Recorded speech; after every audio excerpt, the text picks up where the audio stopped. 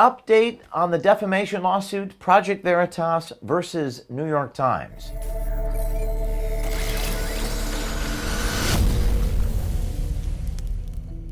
New York State Supreme Court Justice Charles Wood denied the New York Times' motion to dismiss our defamation lawsuit, and now the Times is appealing that historic loss.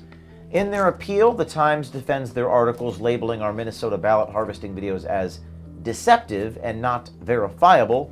These words are just opinions, they argue, because, get this, quote, neither the word deceptive nor the word verifiable has a precise meaning that is readily understood. Yikes. Grab some popcorn, here we go. In September 2020, we showed you never-before-seen footage of illegal ballot harvesting in Minnesota. You can see the faces of the guy in the car. You can hear the voices when they say they don't care, it's illegal. That's illegal, why? We don't care illegal.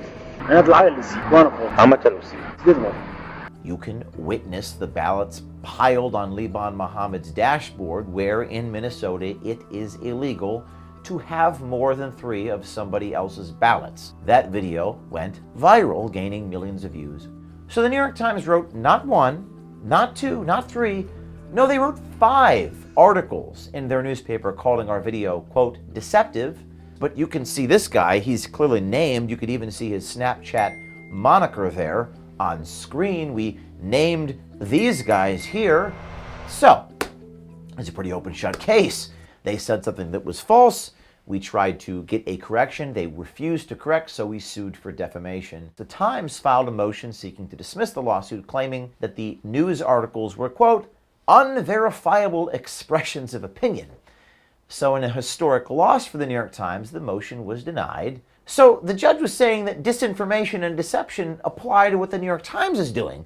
The articles that are the subject of this action called the video, quote, deceptive, but the dictionary definitions of, quote, disinformation and deceptive provided by defendant's counsel certainly apply to Astor's and Shu's failure to note that they injected their opinions in news articles, as they now claim. Which, by the way, that news article that the New York Times wrote was relied upon by outlets like USA Today. Facebook even eventually banned the video so that you couldn't even see it. A lot of this stuff relied upon the New York Times' reporting, which now they're saying in court is just an opinion. With the motion to dismiss denied, Veritas was entitled to discovery. That means deposing New York Times reporters. They don't want that to happen.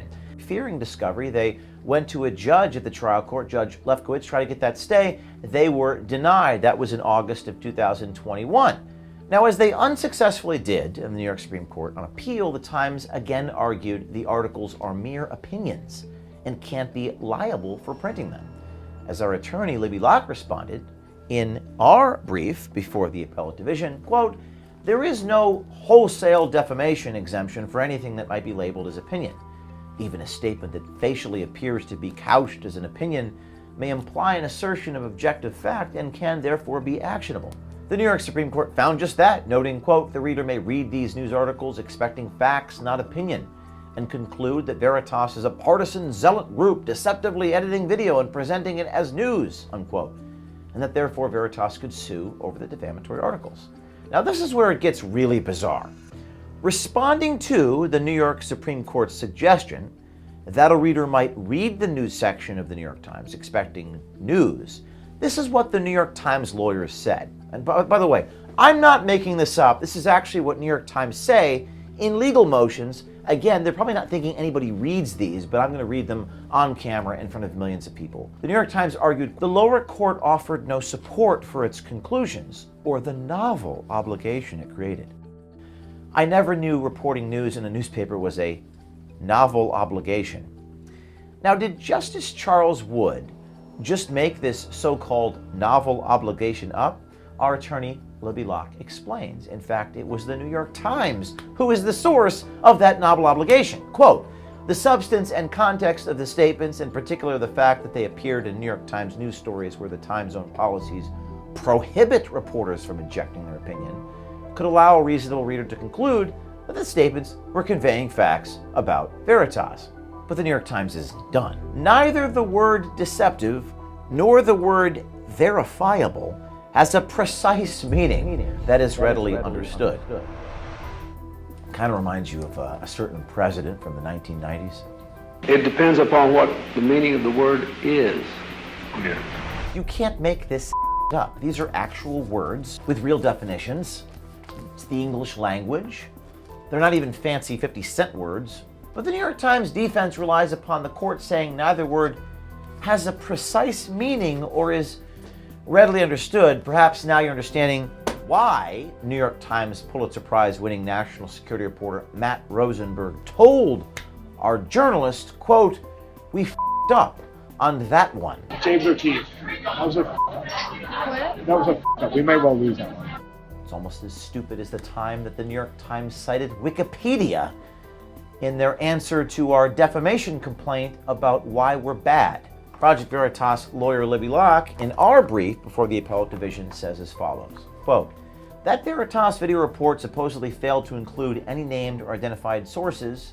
There either were named sources in the video report or there were not." It's pretty clear. Remember, Maggie Astor, reporter of the New York Times, said that there was no evidence presented in this video of ballot harvesting when the guy is in his car bragging about all of the ballots that are all over the place in a state where it's illegal to have more than 3. Not only are the Times statements capable of being proven false, the Times' own admissions do that for us. Ironic. In an attempt to show our video is deceptive, the Times complains that, quote, "The video also relies on anonymous sources," unquote. It's not just that this is rank hypocrisy from the Times. Doesn't the New York Times cite anonymous sources all the time? In fact, that Trump tax return story, all it was anonymous sources. I didn't see a single document. I certainly didn't see anyone on video. They were all anonymous. And that was fine according to them. But here they're saying, well, Project Veritas relied upon anonymous sources, but not exclusively.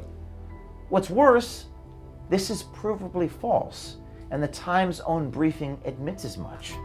Mere pages after claiming our video relied solely on anonymous sources, the New York Times admits that, quote, "Aside from 2 anonymous sources, our video featured frequent New York Times source Omar Jamal on the record, who the Times concedes identifies Ali Ghaini, Representative Omar's deputy campaign chair, as being involved in a Cash for Ballots campaign." So this guy, Omar Jamal, was named, and I interviewed him on the record, and he's in the video.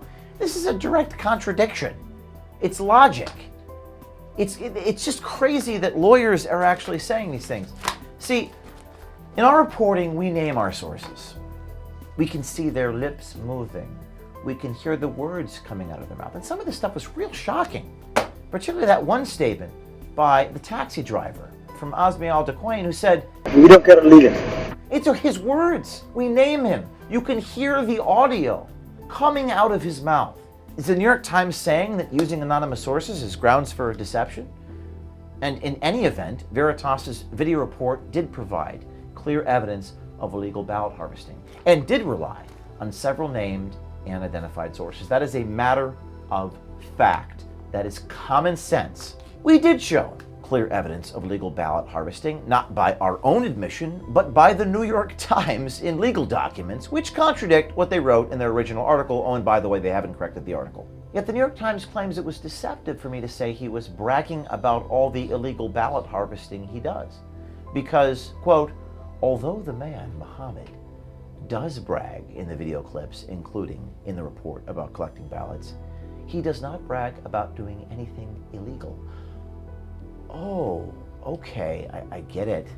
Muhammad didn't say the word illegal, therefore the illegal activities he did are not illegal? Got it. The Times writes, quote, "While the video suggests that Liban Muhammad's ballot collection activities were illegal, with the exception of that one clip that includes a date stamp of July 2nd, 2020, the various Snapchat videos are undated. The date stamp of July 2nd is the only suggestion that anything about which Muhammad brags he has done was illegal," unquote. But as Libby Locke, our attorney, summarizes, the Times also acknowledges, as it must, that one of these recorded videos bears a conspicuous timestamp dating it to July 2nd, at which time Mr. Muhammad's actions were indisputably illegal. But this isn't what the articles say.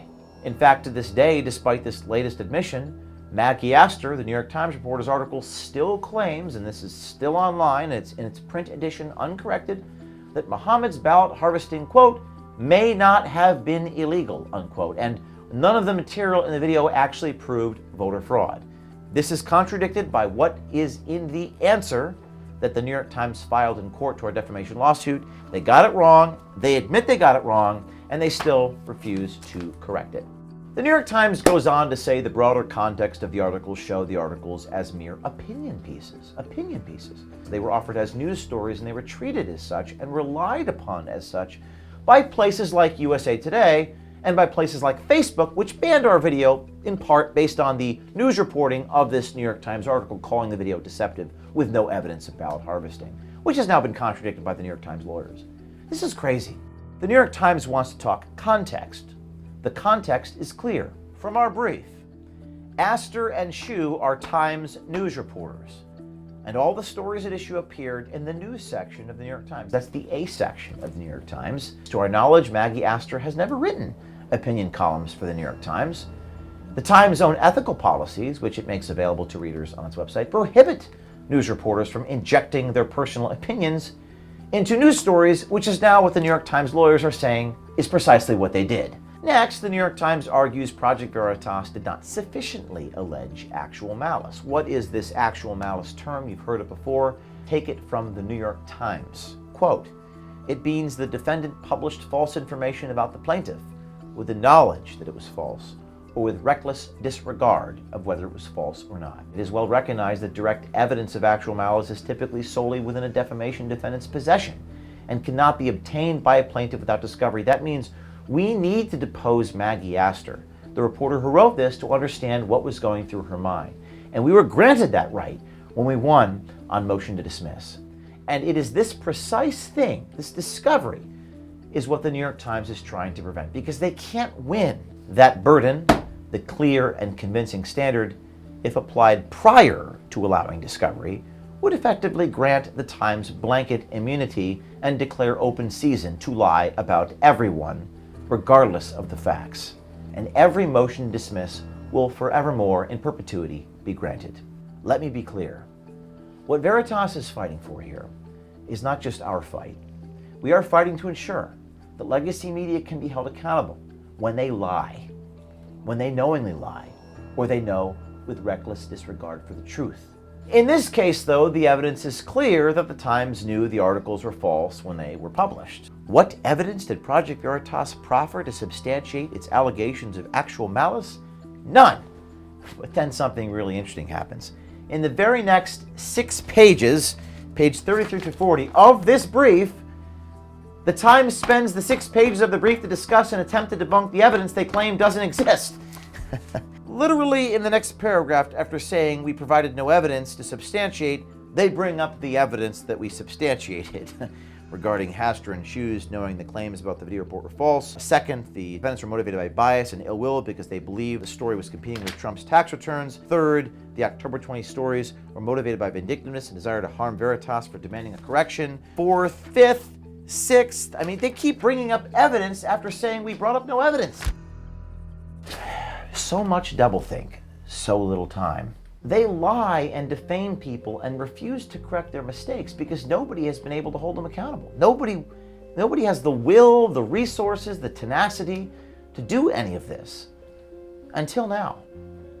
You see, in American Muckraker, in chapter 1, I discussed that Neil Gorsuch noted in a recent criticism of New York Times versus Sullivan that the published falsehoods in our media are on a scale so great.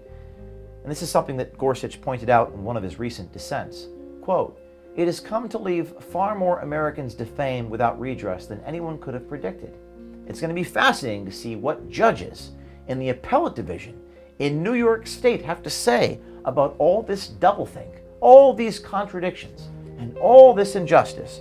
So now I say to you, Mr. Khan, there is no amount of money that you can pay me to settle this lawsuit. I'm going to depose Dean Baquet, I'm going to depose Maggie Astor, and I'm going to hold you all accountable because nobody else will. Stay tuned.